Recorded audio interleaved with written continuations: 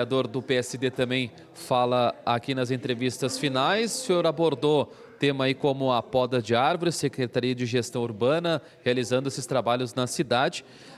Em diversos pontos, galhos, né, atrapalham o fio de luz. Em consequência disso, pode acontecer algum acidente.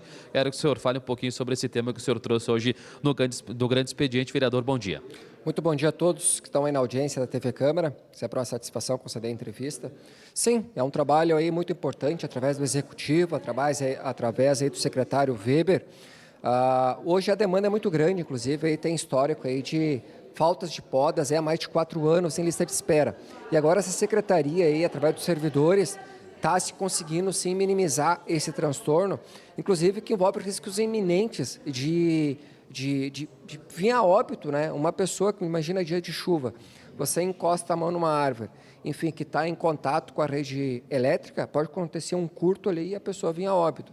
E também acontece aí desses galhos, que às vezes são muito robustos, que acaba dando um caso de ventos fortes, acaba caindo, inclusive já em Caxias de mortes também, carros danificados.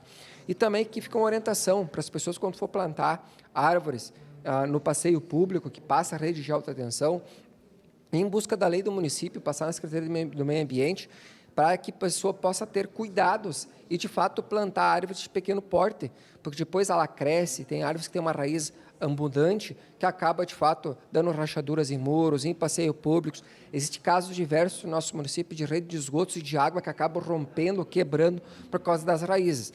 Daí depois o Executivo vai lá e executa a poda, estão destruindo as árvores. Não, tem que plantar na parte urbana árvores que de fato atendam os regimentos, que atendam as normativas do nosso município para evitar esses transtornos futuros. Tá certo. Obrigado, vereador, e um bom trabalho.